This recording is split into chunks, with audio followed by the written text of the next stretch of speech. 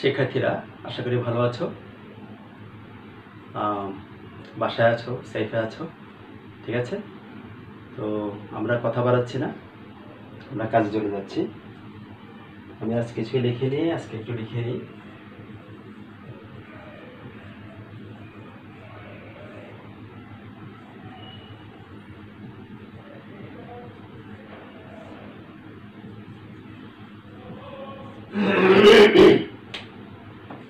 আজকে তোমাদের আমি যে বিষয়টা নিয়ে আলোচনা করব সেটা হচ্ছে টেন্স। তো টেন্স আসলে মূলত কি যে ভার্বের অর্থাৎ ভার্ব নিষ্পন্ন হওয়ার যে সময় সেটাকে তো আমরা টেন্স বলি, তাই না, কাল বলি। আর সেই টেন্সকে আমরা প্রধানত তিনটি ভাগে ভাগ করতে পারি। একটা হচ্ছে প্রেজেন্ট টেন্স, একটা হচ্ছে পাস্ট টেন্স, একটা হচ্ছে ফিউচার টেন্স।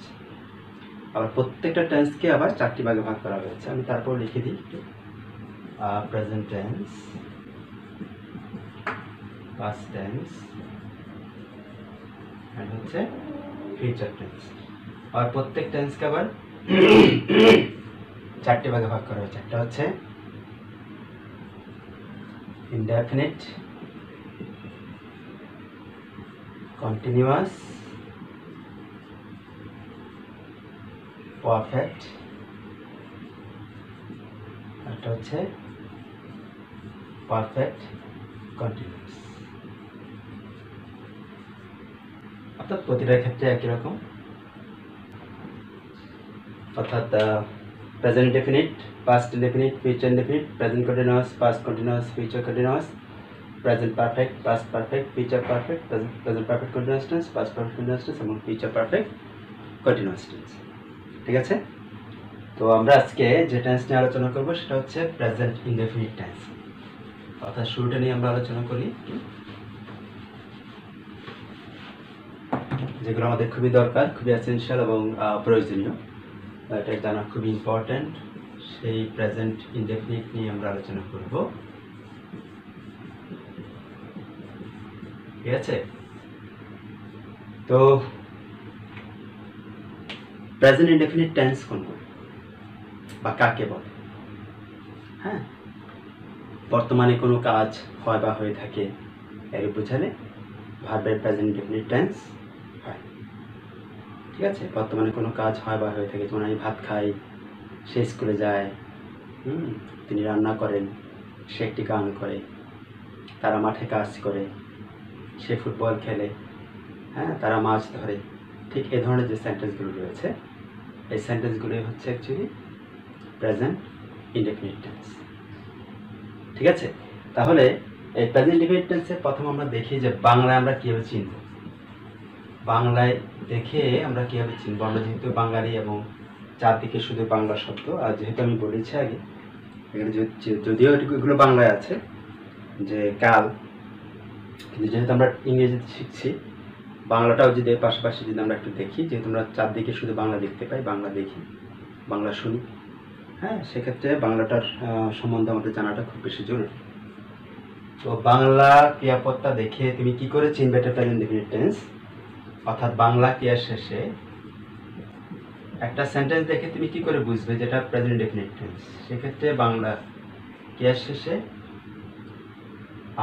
অ, ই, এ, ও, অন্তস্থ ইত্যাদি বা প্রভৃতি চিহ্ন যুক্ত থাকবে।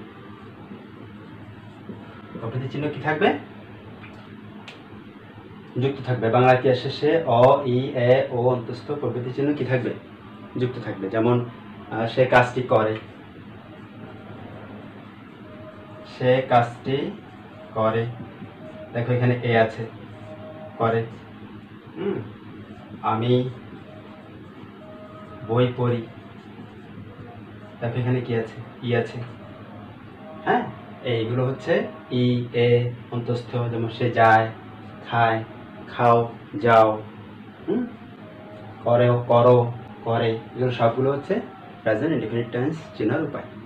আমরা যখন বাংলা ক্রিয়াপদগুলো শেষে যখন এই চিহ্নগুলো আমরা দেখতে পাবো, তখন বুঝে নেব যে এটা প্রেজেন্ট ইনডেফিনিট টেন্স। আবার কিছু কিছু চিরন্তন সত্য রয়েছে, যে চিরন্তন সত্যগুলো দেখলেও কিন্তু তুমি বুঝতে পারবে যে এটা প্রেজেন্ট ইনডেফিনিট টেন্স। সকল চিরন্তন সত্যগুলো, ইউনিভার্সাল ট্রুথ এবং অভ্যাসগত কার্য যেগুলো আছে, সে অভ্যাসগত কার্যগুলো, চিরন্তন সত্যগুলো সবগুলো কিন্তু প্রেজেন্ট ডেফিনিট টেন্স হয়। চিরন্তন সত্য কোনগুলো? যেমন মনে করো সূর্য পূর্ব দিকে ওঠে, পৃথিবী সূর্যের চারদিকে ঘোরে, চারপাশে ঘোরে, চাঁদ পৃথিবীর একটি উপগ্রহ। এই যে চিরন্তন সত্য যেগুলো রয়েছে, হ্যাঁ, সদা সত্য কথা বলবে, হ্যাঁ, অভ্যাসগত কার্য।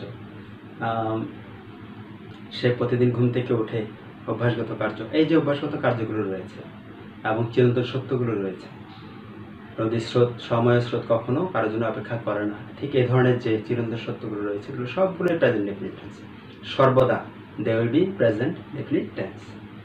ওকে, এবার আমরা দেখি যে এই টেন্সটার স্ট্রাকচারটা কি, মানে গঠন প্রণালীটা কি। স্ট্রাকচার বা গঠন প্রণালীটা কি আসলে? স্ট্রাকচার শেখার আগে আমরা সেন্টেন্সের প্রধানত তিন ধরনের দিক শিখব। তিন ধরনের দিক দিয়ে আমরা স্ট্রাকচার শিখব। একটা হচ্ছে হা বোধক বাক্য অনুযায়ী, একটা হচ্ছে না বোধক বাক্য অনুযায়ী, আরটা হচ্ছে প্রশ্নবোধক বাক্য অনুযায়ী। ঠিক আছে?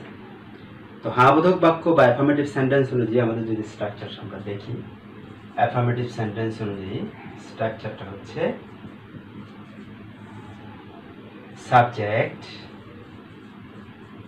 প্লাস V1, তোমাদেরকে ভার্ব পড়ানোর সময় বলেছিলাম V1টা কি, ভার্বের প্রেজেন্ট ফর্ম বা বেস ফর্ম, প্লাস অবজেক্ট বা the rest of the sentences. Okay, subject plus V1 plus object. যেমন আমি যদি বলি সে না আমি ভাত খাই। দেখো আমি ভাত খাইয়ের মধ্যে, খাইয়ের মধ্যে চিহ্নটা আছে, খাইয়ের মধ্যে রস্বই চিহ্নটা আছে, সুতরাং বুঝতেই পারছো যে এটা কি হবে, রস্বই চিহ্ন দেখে বোঝা যাচ্ছে এটা প্রেজেন্ট ডেফিনিট টেন্স হবে। এবং সেক্ষেত্রে আমি এবারে স্ট্রাকচারটা ইউজ করি। সাবজেক্ট হচ্ছে আই, ভাত খাই, তাহলে এরপর হচ্ছে ভার্ব হচ্ছে এখানে খাওয়া, খাওয়া ইংরেজি কি ইট, তাহলে আই ইট, এবং অবজেক্ট হচ্ছে এখানে ভাত, তাহলে ভাত কি রাইস, তাহলে আই ইট রাইস, আমি ভাত খাই। ঠিক আছে? এবার এটা একটা নোটস আমরা দেখি। নোটটা হচ্ছে কি, অর্থাৎ যেটা তোমাদের মনে রাখতে হবে সেই নোটটা হচ্ছে যেটা আমাদের মনে রাখা দরকার।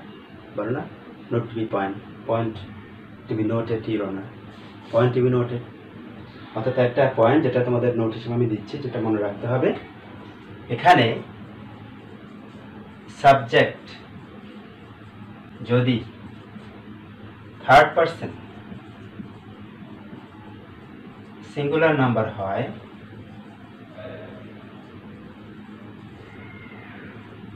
তবে ভার্বের এস বা ইএস ফর্ম হবে। ভার্বের এস বা ইএস ফর্ম মানে আমি তোমাদের তখনও বলেছিলাম যে ভার্বের আসলে মূলত তিনটা ফর্ম নিয়ে আমরা আলোচনা করলো। ভার্বের হচ্ছে মূলত পাঁচটা form, present form, past form, past participle form, তিনটা ফর্মই তো আমরা শিখি।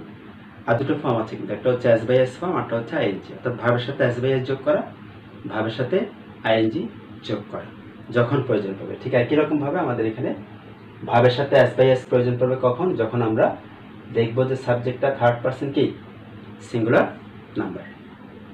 এখন প্রশ্ন হচ্ছে থার্ড পারসন সিঙ্গুলার নাম্বার কোনগুলো?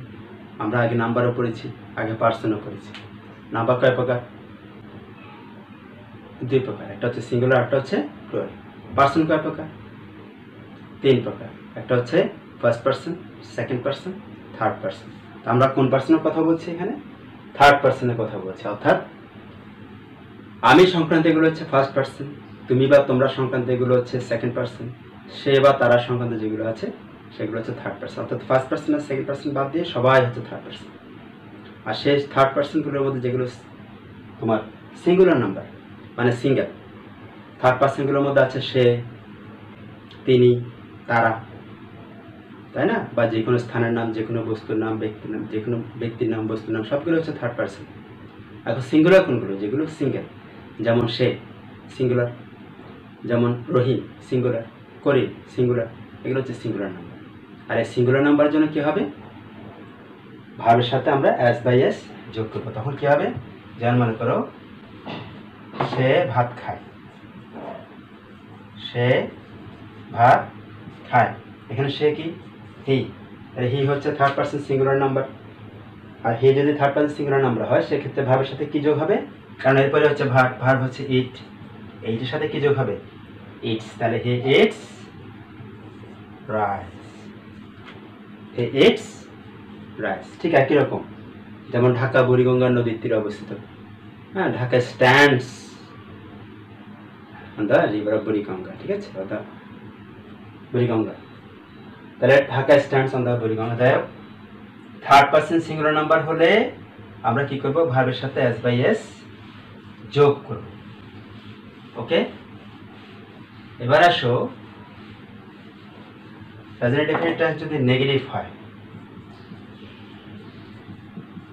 প্রেজেন্ট ইনডেফিনিট টেন্সটা যদি নেগেটিভ হয় তাহলে আমরা যে স্ট্রাকচারটা ইউজ করব সেটা হচ্ছে সাবজেক্ট প্লাস ডু বা ডাস প্লাস কি not plus V1 plus object বা রেস্ট অফ দ্য সেন্টেন্স। এই যে আমরা এখানে ডু বা ডাস দিয়েছি, এটাকে কি বলে, এটা এখানে হবে অক্সিলারি ভার্ব, ডু বা ডাস। টেন্সের 12টা টেন্স রয়েছে, 3 4 12, 12টা টেন্সের মধ্যে প্রত্যেকটা টেন্সের মধ্যে কি আছে, অক্সিলারি ভার্ব রয়েছে আলাদা আলাদা।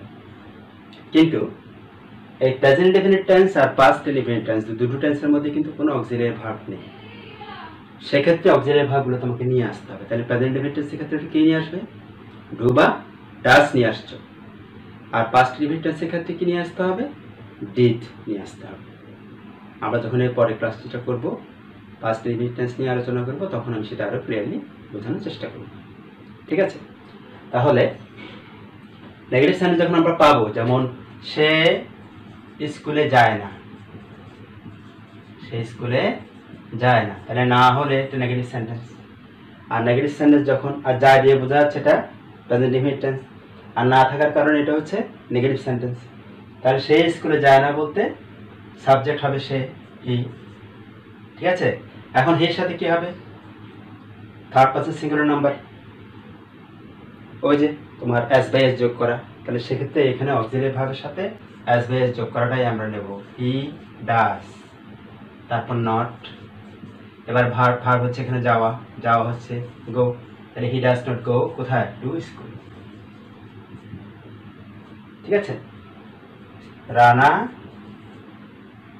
মাছ ধরে না, ঠিক আছে কিরকম, রানা ডাস নট, রানাও কি third person, Rana does not catch fish, তারা মাঠে কাজ করে না, তারা হচ্ছে দে, হ্যাঁ। এবার দের সাথে কি হবে, যেহেতু এটা থার্ড পারসন, ঠিক আছে, এটা কি থার্ড পারসন, বাট কোন নাম্বার, প্লুরাল নাম্বার, আর থার্ড পারসন সিঙ্গুলার নাম্বারের জন্য হবে ডাস, কিন্তু থার্ড পারসন প্লুরাল নাম্বারের জন্য কি হবে, ডু, ডুই থেকে যাবে। তাহলে সেক্ষেত্রে they do not work in the field, they do not work in the field. Okay, তাহলে নেগেটিভ যদি একটা প্রেজেন্ট ইনডেফিনিট টেন্স যদি আমরা নেগেটিভ সেন্টেন্স দেখি তাহলে সেটাকে আমরা এভাবে করেই ট্রান্সলেট করব। এবার একটু দেখি একটা সেন্টেন্স প্রেজেন্ট ইনডেফিনিট টেন্সের যদি আমরা ইন্টিগ্রেটিভ সেন্টেন্স দেখি, ইন্টিগ্রেটিভ সেন্টেন্সের ক্ষেত্রে স্ট্রাকচারটা কি হবে, ইন্টিগ্রেটিভ সেন্টেন্সের ক্ষেত্রে হবে ওই অক্সিলারি ভার্বগুলো আগে হবে, ডু বা ডাস প্লাস সাবজেক্ট হবে, হ্যাঁ, তারপর V1 হবে ভার্বের প্রেজেন্ট ফর্ম প্লাস অবজেক্ট বা প্লাস প্রশ্নবোধক চিহ্ন। তাহলে ডু বা ডাসটা আগে হচ্ছে সাবজেক্ট ভার্ব তারপর হচ্ছে অবজেক্ট, যেমন আমি কি কাজ করি, আমি কি কাজ করি, প্রশ্ন করি, ই দেখে বোঝা যাচ্ছে এটা প্রেজেন্ট ইনডেফিনিট টেন্স, আর আমি কি দিয়ে বোঝা যাচ্ছে এটা প্রশ্ন করা হচ্ছে, তাহলে আমি কি কাজ করি, তাহলে কি হবে, আমি সাথে কি হবে, do, do I as a subject, I do বসলো আয়ের জন্য, এবং ভার্ব হবে ওয়ার্ক। Do I work. কিন্তু আমি যদি বলতাম আমি কি কাজটি করি, তাহলে কিন্তু একটু চেঞ্জ হয়ে যাবে। বলো তো দেখি, কি আন্দাজ করতে পারছো? এখানে বলছে আমি কি কাজ করি, এখানে কাজটা হচ্ছে একটা ভার্ব। কিন্তু আমি যখন বলবো আমি কি কাজটি করি, এই কাজটি কিন্তু আবার এখানে ভার্ব হচ্ছে না, এটা এখানে নাউনের মতো কাজ করে। যেমন দেখো, আমি কি কাজটি করি, তাহলে কি হবে? ডু সাবজেক্ট আই, এরপর ভার্ব, ভার্ব হচ্ছে এখানে করা। ডু আই ডু কাজটি, দ্য ওয়ার্ক। তাহলে ওয়ার্কটা একবার ভার্ব আবার একবার নাউনের মতো কাজ করতে পারে। ঠিক আছে, ব্যতিক্রম সব কিছুতে রয়েছে, এখানে একটি ব্যতিক্রম আছে, ব্যতিক্রমটা সেজন্য সঙ্গে সঙ্গে দেখিয়ে দিলাম। Do I do the work, আমি কি কাজটি করি। আবার আমি কি কাজ করি, ডু আই ওয়ার্ক। আবার যদি বলে আমি শুধু আমি করি, আমি কি করি, do I do, do I do. আবার যদি বলে সে কি করে, সে কি করে ইংরেজি কি হবে? এগুলো একদম ছোট ছোট সেন্টেন্স, কিন্তু এগুলোতে কিন্তু অনেক সময় ডিস্টার্ব হয়ে যায়। ডিস্টার্বটা কেন হয় এখন বুঝতে পারবা। সে কি করে, সে কি করার জন্য আমরা সেই জন্য কি বসাচ্ছি, অক্সিলারি ভার্ব হিসেবে ডাজ বসাচ্ছি, এরপর সাবজেক্ট বসাচ্ছি ডাজ হি, এরপর কি ভার্ব, ভার্ব হচ্ছে এখানে কি, দেখো ডাজ হি ডু, সে কি করে, ডাজ হি ডু। ক্লিয়ার? তাহলে আমরা দেখতে পাচ্ছি যে ইন্টিগ্রেটিভ সেন্টেন্সগুলো কিভাবে করা হয়। এরপর যে চিরন্তন সত্যগুলো রয়েছে, চিরন্তন সত্যগুলো তোমরা বুঝতে পারছো, আমি আগেই বলেছি পৃথিবী সূর্যের চারপাশে ঘুরে। হ্যাঁ, একটা ইউনিভার্সাল ট্রুথ, ইউনিভার্সাল ট্রুথ যেটাকে বলি, যে সূর্য পূর্ব দিকে ওঠে, সূর্য পূর্ব দিকে ওঠে, কি হবে তাহলে? The sun rises. কেন? এটা থার্ড পার্সন সিঙ্গুলার নাম্বারই, একটা বস্তুর নাম, এবং এটা সিঙ্গুলার নাম্বার, এটা ডাবল নাই, কখনোই নাই। The sun rises in the east, সূর্য পূর্ব দিকে ওঠে, the sun rises in the east. ঠিক একই রকমভাবে আমরা যতগুলো চিরন্তন সত্য পাবো, যতগুলো হ্যাবিচুয়াল অ্যাক্ট পাবো, সবগুলোই কিন্তু প্রেজেন্ট ইনডেফিনিট টেন্স, এবং সবগুলোকেই তোমাদের কি করতে হবে, এই প্রেজেন্ট ইনডেফিনিট টেন্সের স্ট্রাকচার অনুযায়ী ট্রান্সলেট করতে হবে। ঠিক আছে, তাহলে আমরা কি জানলাম? প্রেজেন্ট ইনডেফিনিট টেন্স হচ্ছে মূলত বর্তমানে কোনো কাজ হয় বা হয়ে থাকে এরকম। এটার স্ট্রাকচার দিক দিয়ে অ্যাফার্মেটিভ সেন্টেন্সের ক্ষেত্রে হয় subject plus verb plus subject. ভার্বটা হচ্ছে প্রেজেন্ট ফর্ম বা বেস ফর্ম, ওকে, বা মূল ফর্ম যেটাকে আমরা বলি ভার্বের প্রধান ফর্মটা বা প্রেজেন্ট ফর্ম। এবং এটাকে যদি আমরা নেগেটিভ করি, নেগেটিভ সেন্টেন্সের ক্ষেত্রে স্ট্রাকচারটা হবে সাবজেক্ট প্লাস ডু বা does plus not plus verb, ভার্বের প্রেজেন্ট ফর্ম প্লাস সাবজেক্ট। ঠিক আছে, এরপর যদি এটাকে ইন্টিগ্রেটিভ করি, তাহলে ইন্টিগ্রেটিভ স্ট্রাকচারটা হচ্ছে ডু বা does plus subject plus verb plus subject. Okay, আশা করছি তোমরা বুঝতে পেরেছো এবং এগুলিকে ভালো করে অনুধাবন করতে পেরেছো। এই স্ট্রাকচারগুলো ভালো মতো লিখে দেখে আবার শিখো। ঠিক আছে, তো তোমাদের বাড়ির কাছে আমি দেবো, সেটা হচ্ছে তোমরা নেগেটিভের 5টা, নেগেটিভের 5টা এবং ইন্টিগ্রেটিভের 5টা সেন্টেন্স, অর্থাৎ মোট 15টা সেন্টেন্স শুধু স্ট্রাকচার অনুযায়ী লিখে নিয়ে আসবে, অথবা অ্যাসাইনমেন্ট হিসেবে সেখানে আমাকে জমা দিতে পারো। ঠিক আছে, তোমার বাসায় করতে পারো, অথবা করে ছবি তুলে আমাকে পাঠাতে পারো। আর অবশ্যই ক্লাসে প্রেজেন্ট থাকলে তোমরা ওখানে কমেন্টসে অবশ্যই যে রোল নাম্বার এবং নাম যদি লিখে দাও, তাহলে আমি বুঝবো যে আমার এই ক্লাসটা কে কে দেখেছে, আর সেক্ষেত্রে আমি একটু ক্লিয়ার হতে পারবো যে এই ক্লাসটা আসলে কতজন দেখেছে। ঠিক আছে, ওকে, এটা খুব বেশি জরুরি।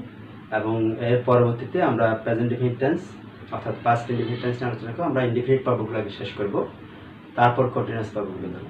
ঠিক আছে, থ্যাংক ইউ ভেরি মাচ, ভালো থাকবেন।